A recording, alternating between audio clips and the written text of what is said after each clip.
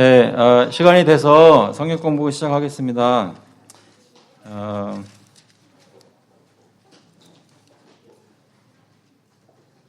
313장 찬송 부를까요? 313장, 통일 찬송가는 352장. 내 임금 예수 내 주여. 같이 부르시겠습니다. 313장 또는 352장.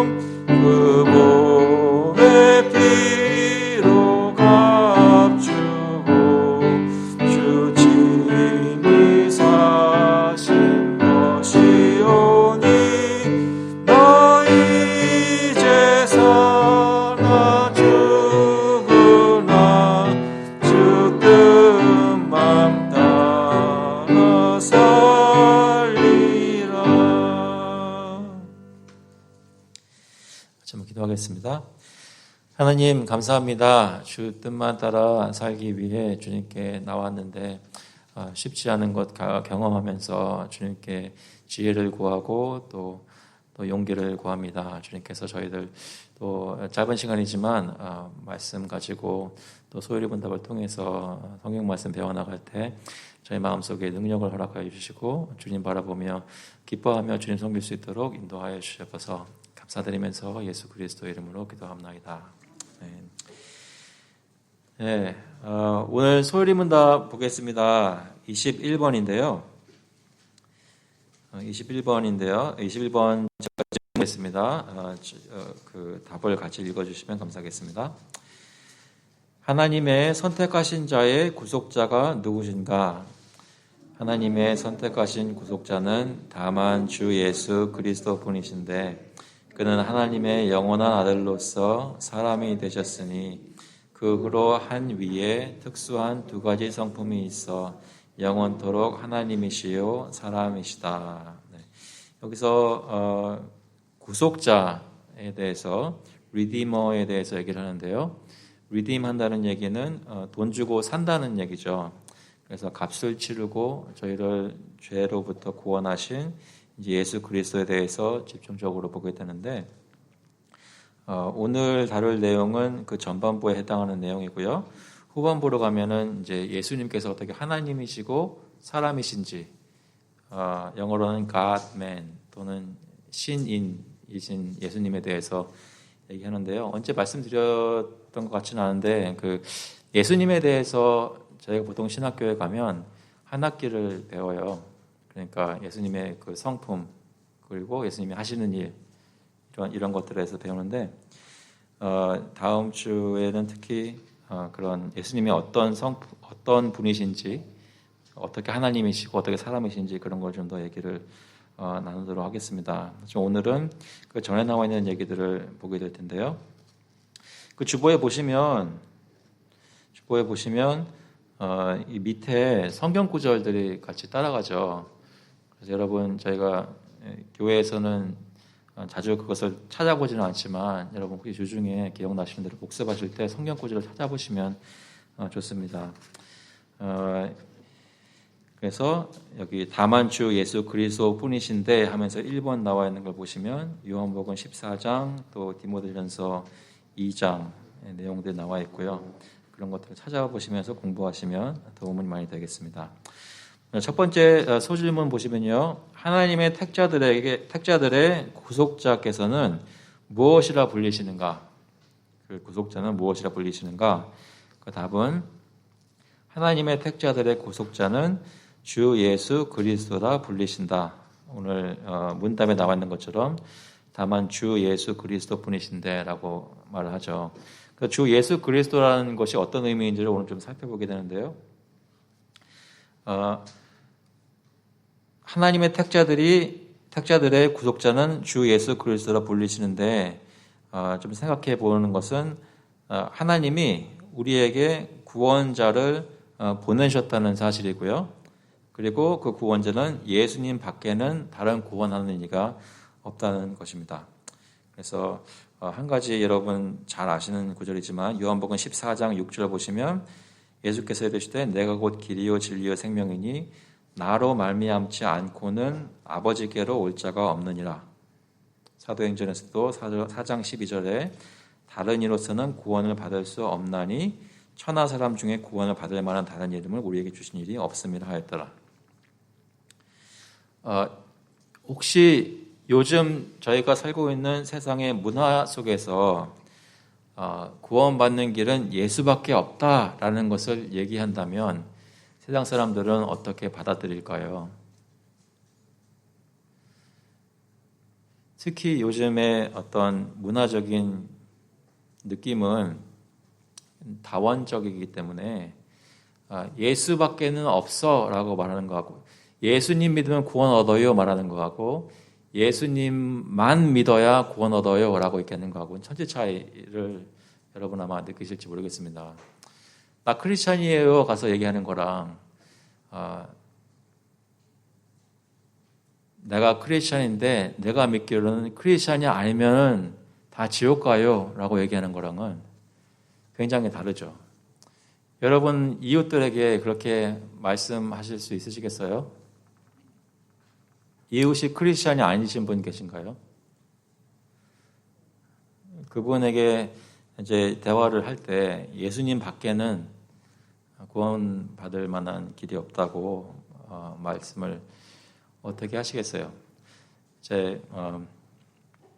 저희 집이 타운하우스인데 저희 옆집에 인도 분들이 사세요. 근데 거기도 애가 있어요. 그래가지고 버스 스탑에 가면은 이제 아빠들이 많이 나와 있어요. 그러면 대화를 하는데 옆집에 사는 그 인도 남자하고 대화를 하다 보니까 그 사람이 불교가 아니라 그것보다 조금 더 오래된 인도의 종교인 그 영어로 제이니즘이라고 하더라고요. 제이니즘. Jainism. 제이니즘. 그러면서 근데 이제 채식주의자고 그리고 벌레도 죽이면 안 돼요. 그래가지고 그러면은 패스트 컨트롤 못 부르냐고 했더니 못 부른대요. 그렇게 하더라고요. 그런데 처음 처음 이제 실제로 이렇게 만나본 사람은 처음이거든. 제이니즘이 뭔지도 잘 몰랐고, 근데 좀 비스머리한 것들은 불교 비슷한 것들이 있다는 얘기만 들었지, 실제로 그것을 따르는 사람을 처음 본 거예요. 근데 가끔가다 생각나다가 좀 잊고 있다가 갑자기 어저께 좀 생각이 났어요. 그래서 요즘은 웹사이트 다 알아볼 수 있으니까 제이니즘 뭔가 찾아보는데 굉장히 신기하기도 하고 여러 가지 믿는 것들이 있어서, 근데 이렇게 믿고 있는 사람인데, 그리고 우리말로 하자면 독실한 사람이에요, 조금. 근데 이 사람한테 어떻게 예수 믿는 것만이 내가 구원받을 사람이다라고 전하지라는 걸 한번 상상을 해봤어요. 근데 그동안 아빠들하고 얘기했던 분위기나 왔다 갔다 하는 그 문화 속에서 길이 안 보이더라고요. 어떻게 해야 이 종교를 믿고 있는 사람한테 내가 어떻게 다가가서 뭐라고 얘기를 꺼내면서 이렇게 설득을 할까? 왜냐하면 아빠들 중에 굉장히 나이스하고 착하고 종교심은 강하고 친절하고, 그러면서 자기 믿는 건 나 이런 사람이에요 하고 질문했을 때 대답하고 이런 사람인데 어떻게 다가가야 할까라는 생각이 들었어요. 저희가 기회가 되면 우리가 살고 있는 이 문화 속에서 실제로 우리가 만나는 사람들과 어떤 식으로 이 전도를 할지 이런 것들을 좀 이렇게 같이 얘기도 나누고 실전도 해보고 할 수 있는 기회가 있으면 좋겠는데, 여러 가지 훈련도 있겠죠. 뭐 전도 복과도 같은 것도 있고 여러 가지가 있겠지만 중요한 것은 먼저 저희 마음속에 두 가지가 있어야겠죠. 예수님 밖에는 구원을 받을 길이 없어서 이것을 전해듣지 못하면 이 사람들 나와 똑같이 옛날처럼 죽는 길밖에 없다는 것을 마음속에 컨빅션이 있어야 되겠고, 동시에 네 그것밖에 없으니까 이것을 마치 그 사람들한테 막 이렇게 때리면서 이슬람에 칼 들고 코란 들고 나왔던 것처럼 이런 식으로 하는 것은 아니고, 그러면 어떻게 내가 이 진리를 전하겠는가 실험하면서 나갈 수 있으면 좋겠습니다. 근데 오늘 여기 선택하신 구속자는 누구신가? 다만 주 예수 그리스도 뿐이신데라고 말씀하는데요. 그분이 주 예수 그리스도라 불리신다라고 하고요. 그럼 두 번째 질문, 그는 왜 주라 불리시는가? Why is he called the Lord? 주라 불리시는 이유는 왜냐하면 그의 우주적인 유니버설한 주권과 통치 때문이다라고 토마스 빈센트 목사님은 이렇게 얘기를 하세요. 사도행전 10장 36절에 보시면 만유의 주 되신 예수 그리스도로 말미암아, 그러니까 모든 것의 주님, 주권자 되신다는 말씀이죠. 우리 주 되신 예수 그리스도는 만유의 주이십니다. 세상 모든 피조물이 그의 통치 아래에 있습니다. 저희가 설교 말씀할 때도 오늘 많이 나눴는데요. 기도할 때 여러분 주님을 예수님이 그런 통치자인 것을, 그분이 우리의 주님이라는 것을 믿고 담대히 기도하시고 또 세상에 나갈 때 두려워하지 말고 나갈 수 있기를 바랍니다. 그래서 구독자께서는 주 예수 그리스도이시고 주라 불리시는 분이시고, 그는 왜 예수라 불리시는가? 세 번째 질문인데요. 예수의 의미는 뭘까요? 혹시 아시는 분 안 계세요? 네? 네, 구원자입니다. 왜냐하면 그는 그 백성의 구원자이시기 때문이다. 마태복음 1장 21절에 보시면 아들을 낳으리니 이름을 예수라 하라. 이는 그가 자기 백성을 그들의 죄에서 구원할 자이심이라 하니라. 예, 구약에서는 여호수아라는 이름이죠. 예수라는 이름은 죄에서 구원하시는 분, 구원하시는 분이라는 의미가 있습니다. 아까도 얘기 나눴지만 예수님은 결국 우리를 죄로부터 해방시키기 위해서, 죄로부터 구속하시기 위해서 오셨습니다. 그가 우리의 죄를 해결해 주시죠. 그러니까 우리가 하나님에게 나아갈 때 가장 큰 실제적인 문제는 결국 이 죄 문제인데, 이것은 예수님으로서만 해결될 수 있다는 것이죠. 아까 얘기 나눴을 때 그 원리적인 방법 중에 하나는 믿지 않은 사람들 전도할 때 이 사람도 이 사람도 나하고 똑같은 타락한 세상에서 살고 있다는 것이 공통 분모이기 때문에 내가 경험하는 이 세상을 이 사람도 경험하고 있으며 경험하는 그 내용은 죄와 비참한 것을 이 사람도 경험하고 있다는 것입니다. 그래서 대화를 나누실 때 공통적으로 가지고 있는 것들을 가지고 얘기하면서 이 사람이 느끼는 걱정, 염려, 불안함, 모든 비참함들을 함께 얘기 나누시면서 이것에 대한 해결책이 무엇이냐, 하나님께서는 어떤 방법을 제시하셨느냐, 어떻게 그 해결책을 주셨는가 얘기하면서 그리스도를 가지고 들어올 수 있겠죠. 그래서 결국 실제적인 문제는 결국 예수님으로서만 해결될 수 있습니다. 왜냐하면 예수님께서는 백성의 구원자이시기 때문입니다. 네 번째, 그는 왜 그리스도라 불리시는가? Why is he called Christ? 그리스도라는 의미는 뭘까요? 혹시 이거 아시는 분 계세요? 네, 크게 말씀해 주세요. 그렇죠. 기름 부음 받은 자. 아까 대답하셨던 분이 또 대답하셨습니다. 기름 부음 받은 자. 그것이 메시아라는 말과 똑같은 말이죠. 그리스도라는 것은 아버지에 의해 한량없이 성령으로 기름 부음 받으신 것을 나타냅니다. 그런데 기름 부음 받으셨다는 것은 구약에 보시면 어떤 직분을 가지게 될 때, 그것이 왕이나 선지자나 또는 제사장, 이런 세 가지 직분에 이제 임명이 될 때 기름 부음을 받죠. 그래서 다윗 같은 경우도 기억나시죠? 사무엘 선지자가 찾아가서 아들들 보여달라고 했는데 안 나오니까 저기 양치고 있는 막내 아들이 있는데 빨리 데리고 오라고 해서 오자마자 한 게 뭐냐면 기름을 부었죠. 기름을 부었다는 것은 그 사람이 곧 선택받은 사람이다. 하나님으로부터 선택받고 위임을 받은 능력이 이제 기름 부음 받은 것이 보여주는 것은 결국 성령께서 그에게 충만하게 임하셨다라는 것을 얘기를 하는 건데요. 우리 주님도 예수님께서도 세례 요한에게 세례 받으시고 거기 성령이 한량 없이 주어주셔서 기름 받으신 것이 나타나죠. 그래서 그리스도라고 불립니다. 사도행전 10장 38절에 하나님이 나사렛 예수에게 성령과 능력을 기름 붓듯 하셨음에 그가 두루 다니시며 선한 일을 행하시고 마귀에게 눌린 모든 사람을 고치셨으니 이는 하나님이 함께 하셨습니다. 기름 부음 받았다는 것은 하나님이 함께 하시는 것을 나타내고요.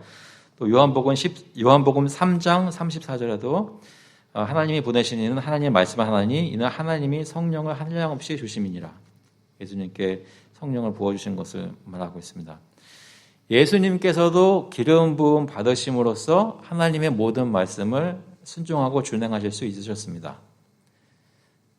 저희가 몇 번 아마 얘기했을 거예요. 근데 예수님은 성자 하나님으로서 영원전부터 계신 하나님이시니까 모든 하나님의 신적인 능력을 다 가지고 계셔서 그렇죠.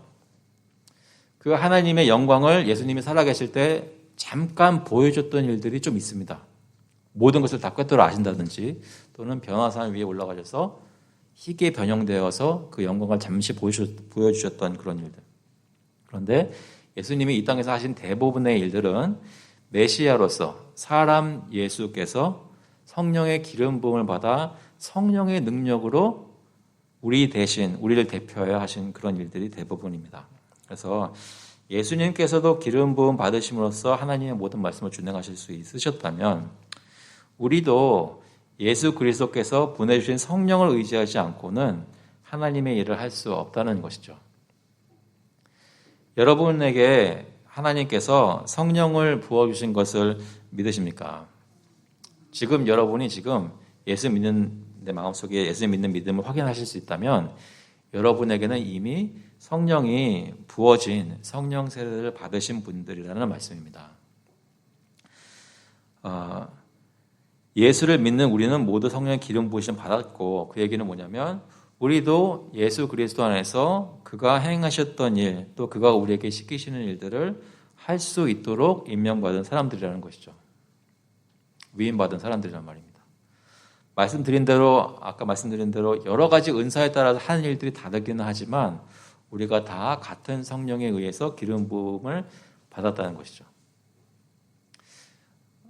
자꾸만 오늘 개인적으로 자꾸 이렇게 예를 들어서 죄송한데요.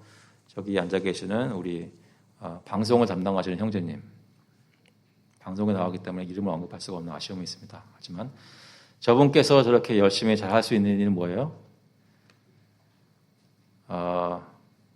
뭐 연구하는 사람이고 이것저것 잘 다룰 수 있으니까 그래요. 그건 저희 생각이죠. 저희 생각은 그랬어요. 그러니까 잘할 수 있겠다 싶어가지고 부탁한 건데. 그런데 저분이 저렇게 할 수 있는 거는 결국 뭐예요? 성령이 기름 부음 하셔서 기름을 부어 주셔서 성령이 능력 주시고 이렇게 할 수 있도록 지금 붙잡고 하신단 말이에요. 그거를 직접적으로 느끼는 저는 정말 느끼는 게 몇 번 이제 1분 30초 후에 예배가 시작돼야 되는데 사운드가 안 나온 때가 있었단 말이에요. 기억나세요? 근데 15초 전에 된단 말이에요. 그러니까 어떤 사람의 능력이 부족해서가 아니라 어떤 일들이 힘든 것들이 생기는 건데 그때 하나님께서 그 일이 진행되도록 은사 받은 사람들 쓰신단 말입니다. 여기 중에 여러 다른 일들을 하시는 분들 다 그런 거 물론 일찍 나와서 할 수도 있고 이렇게 건강도 있고 다 하나님께 주신 거니까 있는데 그런데 그것을 실제로 하게 하시는 것은 성령님이 기름 부어줘서 그 일을 할 수 있도록 능력 주시기 때문에 하시는 거라는 말씀이죠. 그래서 저희가 교회 사역을 할 때 가장 중요한 것은 우리의 기술을 개발하는 것이 아니라 그것도 개발해야죠. 오래 하는데 개발 안 하고 가만히 있으면 안 됩니다. 그렇지만 기술을 개발하는 것보다 더 중요한 것은 성령을 의지하는 기도를 하는 거예요. 기도를 한다는 얘기는 내 마음에 성령을 의지합니다. 내 힘이 아니라 하나님 의지합니다라는 마음으로 하는 것이기 때문에 그것이 가장 중요한 것입니다. 그래서 이 기름 부음 받은 것을 말하는 것이 주 예수 그리스도라는 것이 기름 받은 것을 얘기하고 우리도 그리스도 안에서 성령의 기름 부음을 받았습니다. 5번째 질문 보시면 주 예수 그리스도는 어떻게 하나님의 택자들을 구속하시는가 말씀하시는데요. 첫 번째로는 주 예수 그리스도는 하나님의 택자들을 사심으로 값주고 사심으로 구속하셨다. 다시 말해 그들을 위해 자신의 피를 값으로 주고 사셨다는 것이죠. 정당한 대가를 지불하고 사신 것입니다. 한 가지 오해하지 말아야 되는 것은 예수님께서 우리를 구원하셨을 때 우리를 빼내온 것은 사망의 권세, 사탄의 권세 아래에 있던 우리들을 빼내온 것입니다. 그렇죠? 그 전에는 모든 사람들이 죄 가운데 죽어 있어서 사단의 권세 밑에 있었습니다. 그런데 주님께서 우리를 구속해 주셔서 우리를 더 이상 그 죄의 나라에 있지 않게 하시고 빛의 나라에 거하게끔 빼내어 오셨어요. 그런데 예수님께서 값을 주신 대상은 사단이 아니란 말이죠. 중요한 구별입니다. 사단에게 값주고 사단에게서 빼내온 것이 아니라 하나님의 공의에 값을 주고 사단에게서 빼내온 것입니다. 그러니까 예수님께서 피를 흘려 제물로 바쳐진 그것을 받으시는 분은 사단이 아니라 하나님이었단 말입니다. 하나님의 공의로운 속성 때문에 그분의 공의가 만족되어야 되기 때문에 예수님께서 자신의 피를 값주고 사셨습니다. 베드로전서 1장 18절부터 보시면 너희가 알거니와 너희 조상이 물려준 헛된 행실에서 대속함을 받은 것은 은이나 금같이 없어질 것으로 된 것이 아니요 오직 흠없고 점없는 어린 양 같은 그리스도의 보배로운 피로 된 것이니라. 그래서 여러분이 더 이상 죄의 노예 생활을 하지 않을 수 있는 이유는 이미 값이 치러졌기 때문에 그렇습니다. 값을 이미 치렀어요. 그러면 여러분 마음이 어떠시겠어요? 편하고 당당하죠. 돈 이미 냈는데 그걸 안 가져오는 게 이상한 거잖아요. 여러분 혹시 돈 내고 안 가져오시는 분 계신가요? 그냥 돈 뿌리고 다니시는 분 계세요? 지불했으면 가지고 와서 누려야 될 거 아니에요. 그죠? 그런데 우리가 크리스천으로서 사는 모습은 가끔 그런 생각이 들게끔 살아요. 예수님이 이미 다 지불하셨는데 죄와 사망의 권세 아래 놓일 필요가 없는데도 불구하고 마치 우리가 죄의 노예인 양 그런 유혹에 자꾸만 빠진단 말입니다. 이런 마음속에 담대한 마음을 가지고 나는 이런 사람이 아니야. 그리스도께서 이미 지불해 주셨어. 라는 그런 마음을 가지고 사실 수 있기를 바랍니다. 그래서 우리를 구원하시기 위해 귀한 보혈을 흘려주셨고 값진 것을 내어주고 우리를 사셨기 때문에 우리 마음속에 항상 감사하는 마음이 있겠죠. 두 번째로 택자들을 구속하시는 방법은 그들을 구출하실 때 정복하심으로 구속하셨다는 것입니다. Through His almighty power out of the snare of the devil. 무슨 얘기냐면 오늘 설교 때 말씀드렸죠. 하나님께서 그리스도께서 그 전쟁에서 싸워 이기심으로 구속하셨단 말입니다. 그러니까 전쟁의 승자로서 저희를 구속하신 거예요.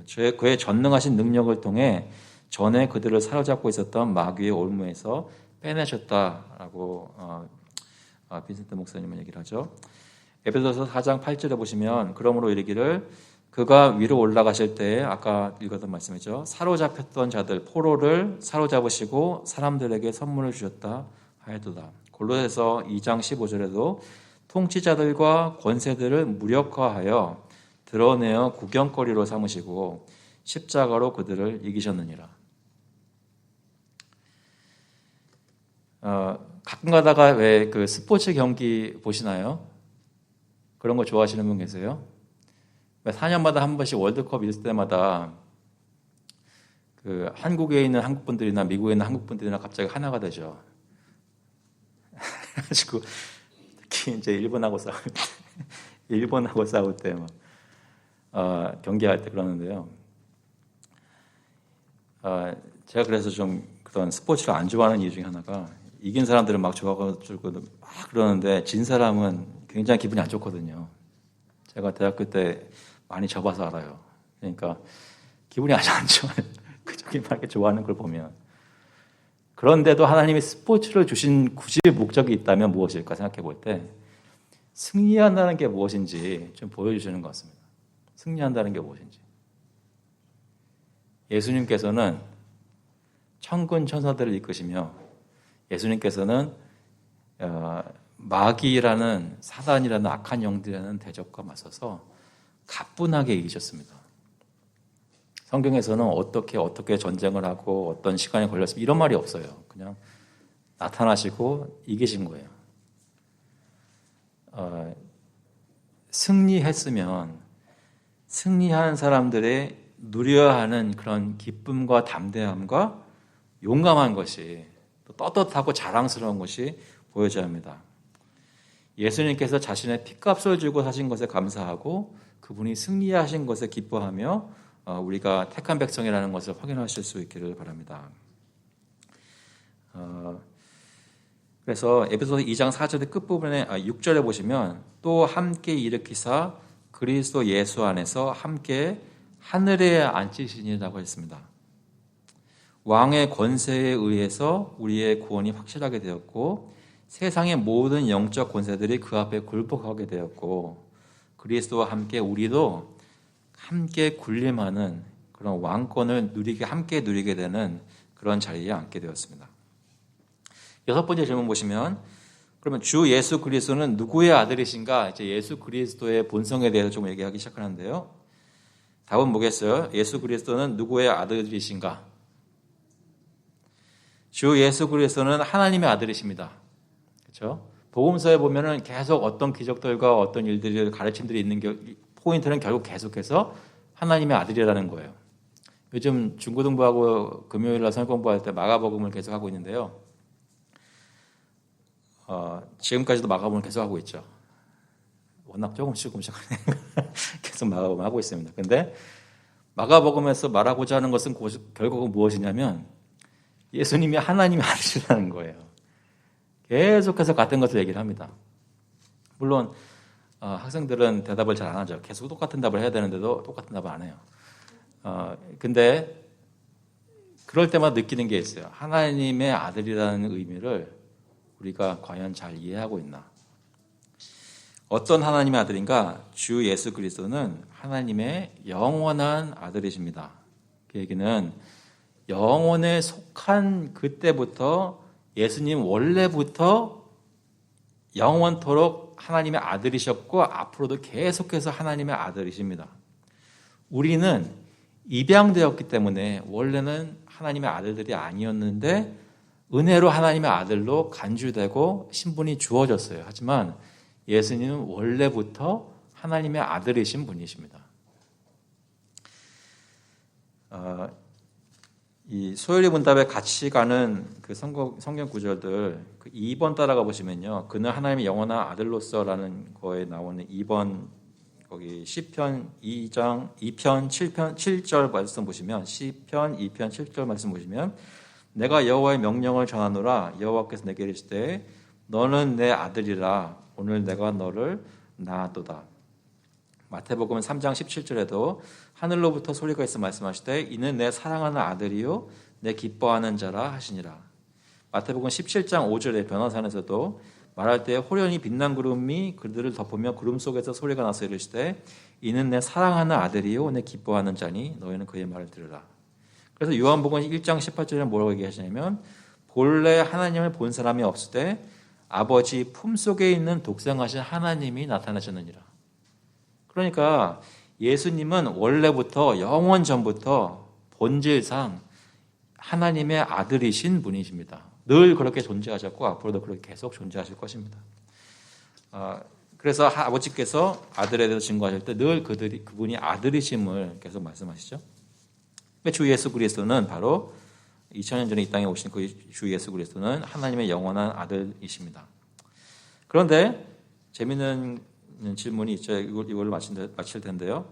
주 예수 그리스도는 하나님의 다른 아들들과 어떻게 다르신가? 말을 하고자 하는 것은 하나님의 다른 아들들로 불리는 존재들이 있다는 것입니다.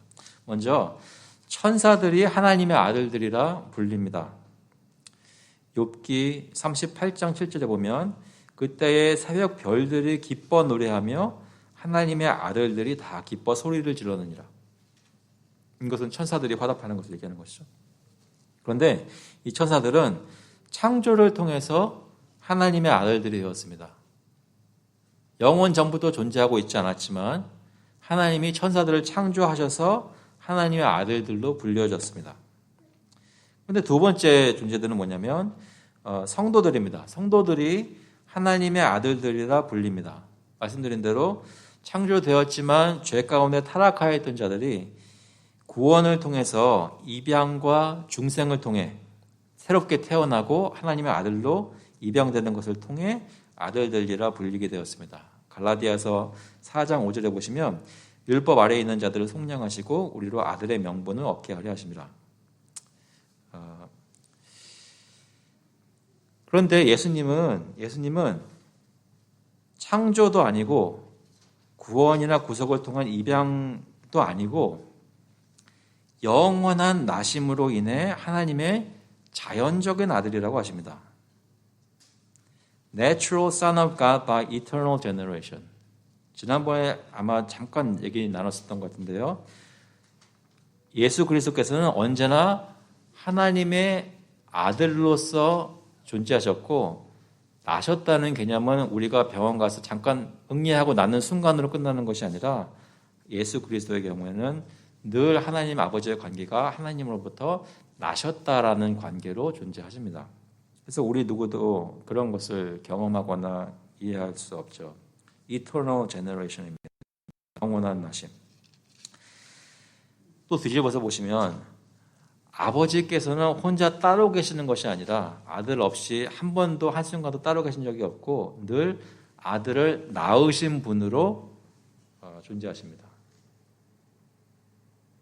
Eternal begetting이죠. 그러니까 늘 낳으신 것. 히브리서 1장 5절에 하나님께서 어느 때에 천사 중 누구에게 너는 내 아들이라 오늘 내가 너를 낳았다 하셨으며 또다시 나는 그에게 아버지가 되고 그는 내게 아들이 되리라 하셨느냐. 이것을 저희가 좀 이해할 수 있도록 저희 인간들에게도 부모 자식 간의 관계를 주셨습니다. 청년들이 쭉 있어요. 서 있습니다. 그런데 한 사람이 두 사람이 확 튀어요. 왜 튈까요? 여러분의 아들들인 거예요.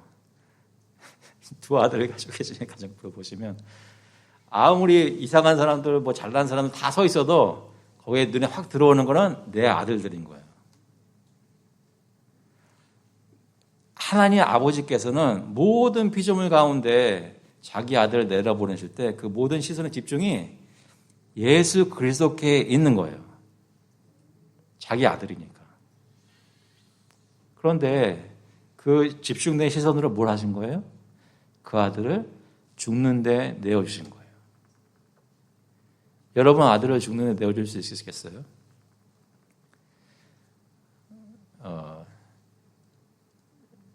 제가 아마 이 교회에서 가장 애들을 테이크케어 못하는 아버지일 겁니다. 제일 죄송한 아빠죠. 근데 내줄 수 없죠, 절대로. 내 딸인데. 어딜 가든지 제 딸이 제 눈에 제일 먼저 들어올 거 아니에요. 근데 하나님 아버지께서는 우리가 가지고 있는 생각보다 훨씬 더 지극한 사랑으로 집중되어서 그 아들을 사랑하셨단 말입니다. 근데 그분을 내주신 거예요. 왜요? 우리를 구원하셔서 우리가 입양되고 하나님 아버지께서 그리스도를 보실 때 느끼는 그 충만한 사랑을 그리스도하고만 나누는 것이 아니라 피조물의 레벨에서 이긴 하지만 그 충만한 사랑을 그 구원받은 자들과 나누기 위해 그 기쁨을 위해 자기가 정말 눈동자같이 아끼는 아들을 내어주신 것입니다. 그래서 저희가 예수님의 속성에 대해서 어떤 분인지 깊이 공부해야 되는 이유는 하나님께 얼마나 귀중한 분이었는지를 우리가 깨달아야 되기 때문에 배워야 하는 것입니다. 그래서 갑자기 막 조직신학 책을 막 읽고 싶은 욕망이 막 떠오르시죠. 막 이렇게 더 좀 알아야겠다 생각이 들지 않으세요? 주님에 대해서 공부하는 것이 저희가 어떻게 귀한 구원을 받았는지 계속 은혜를 정말 이유와 근거를 제시하는 그런 공부가 될 수 있기를 간절히 바랍니다. 같이 한번 기도하시겠습니다. 하나님 아버지, 주님께서 저희를 얼마나 사랑하시는지 세상에서 영원전부터 가장 사랑하신 아들을 저희를 위해 보내주시고 그가 주 예수 그리스도로 불릴 수 있도록 십자가에서 죽으시고 부활하시고 그 모든 하나님만 하실 수 있는 일들을 다 행하게 하신 거 생각할 때 저희가 얼마나 큰 은혜를 받은 사람들인지 다시 한번 기억해 봅니다. 아버지, 저희가 헤아릴 수 없는 그 은혜 속에서 살면서 그냥 안일하게 있지 않고 도대체 무슨 은혜를 어떻게 베풀어 주신 것인지 조금씩 차근차근 공부해 나갈 때 주님을 더욱더 잘 알게 하시고 주님께 기쁜 마음으로 살 수 있는 능력을 얻을 수 있도록 주님 인도하여 주시옵소서. 오늘 시간 주신 거 너무 감사하고 다음번 만날 때까지 지켜주시기를 간절히 바라오며 감사드리면서 예수 그리스도의 이름으로 기도합니다. 아멘. 감사합니다. 예.